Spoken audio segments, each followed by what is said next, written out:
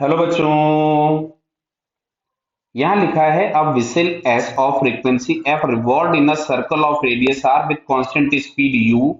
What is the ratio of maximum and minimum frequency detected by the detector is at rest at distance 2r from the centre of circle as shown in the figure.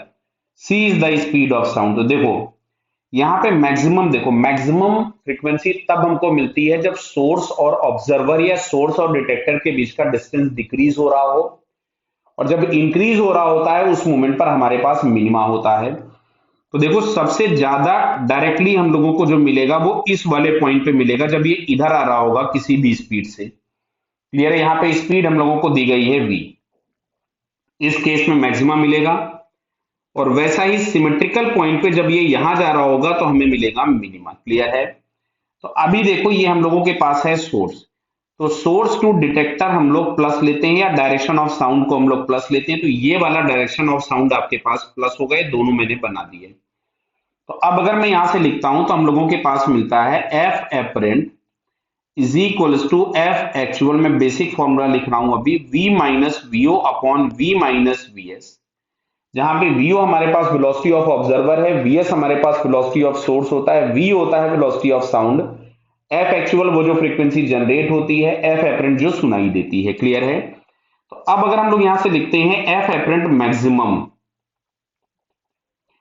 तो F apparent maximum is equals to F actual, मैंने कुछ भी F ले लिया, velocity of sound हमको सी दिया है। अच्छा ये भाई तो रेस्ट पे है, बराबर है, डिटेक्टर या जो ऑब्जर्वर है वो रेस्ट पे है। और अभी यहां पे हम अगर देखेंगे तो ये जो वेलोसिटी है वो पॉजिटिव साइड में ही है, तो हमें ऐसा ही रखना पड़ेगा, तो मिलेगा सी माइनस बी। ऐसा ही यदि मैं लिखूं एफ एपरेंट मिनिमम, तो ये मिलेगा एफ, यहां से फिर से हमको मिल जाएगा सी minus zero.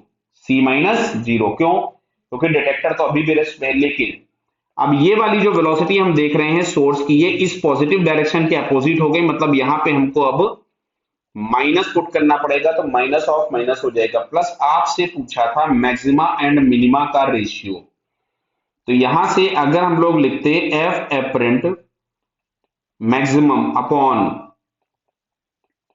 F apparent minimum, तो देखो बेटा यहां से हम लोग लिखते एफ और ये हमारे पास आता है यहां से सी अपॉन सी माइनस बी अपॉन, ये यहां से मिलेगा एफ और ये आपके पास यहां से आ जाएगा सी अपॉन सी प्लस बी। तो देखो ये तो कैंसिल हो गया, इस सी से सी कैंसिल हो जाएगा, ये सी प्लस बी ऊपर निकल जाएगा।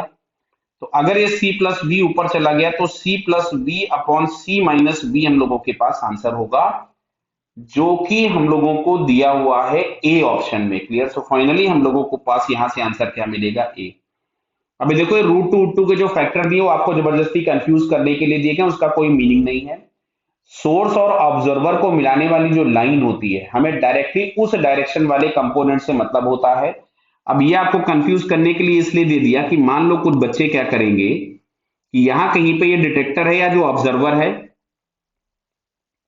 और वो यहां कैलकुलेशन करने लग जाएंगे कि ये इस पॉइंट पे वेलोसिटी इधर है, उसका एक कोई कंपोनेंट वो इधर वगैरह लेने लग जाएंगे। नहीं, तो मैक्सिमा तो हमको तब मिलेगा when source is directly moving towards the observer, और मिनिमा तब मिलेगा when source is directly moving away from the observer. Clear? So finally a answer is correct. Clear बेटा? Okay, all the best.